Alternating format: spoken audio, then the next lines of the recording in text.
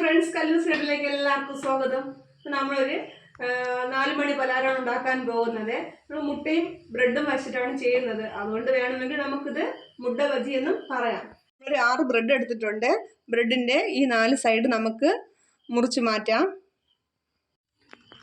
നമുക്കിനി ഇത് ജാറിലിട്ട് ഒരു അടി അടിച്ചെടുക്കാം. ഇത് മാത്രം, അതിൻ്റെ 4 സൈഡുള്ള ഭാഗം മാത്രം ജാറിലിട്ട് ഒരു അടി അടിച്ചെടുക്കാം.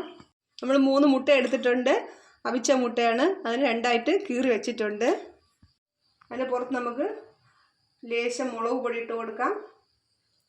മുളക് പൊടിയും കുരുമുളക് പൊടിയും കൂടി ചേർത്ത് കൊടുക്കാം.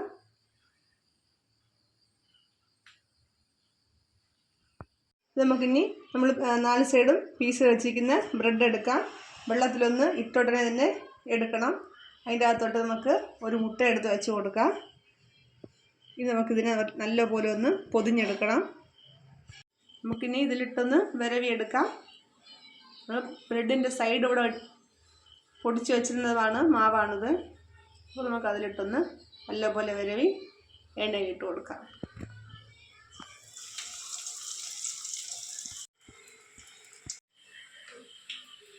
ഞാൻ നമ്മൾ മുട്ട ബജ്ജി തയ്യാറായി പോകൊണ്ടിരിക്കുകയാണ്. ഇത് ചൂട് ചായയും ചേർത്ത് നമുക്കിത് കഴിക്കാം. ഇങ്ങനെ നമ്മൾ അടിപൊളി മുട്ട ബജ്ജി റെഡി ആയിട്ടുണ്ട് കേട്ടോ. എല്ലാവരും ഒന്ന് ട്രൈ ചെയ്ത് നോക്കണേ. വളരെ എളുപ്പമാണ് ചെയ്യാൻ. പിന്നെ പിള്ളേർക്കൊക്കെ പെട്ടെന്ന് ഇഷ്ടപ്പെടുന്ന ഒരു പലഹാരം കൂടിയാണ്. അപ്പോൾ ഈ വീഡിയോ ഇഷ്ടമായെങ്കിൽ നിങ്ങളെല്ലാവരും ലൈക്ക് ചെയ്യുക, ഷെയർ ചെയ്യുക, സബ്സ്ക്രൈബ് ചെയ്യുക, സപ്പോർട്ട് ചെയ്യുക. Okay, thank you.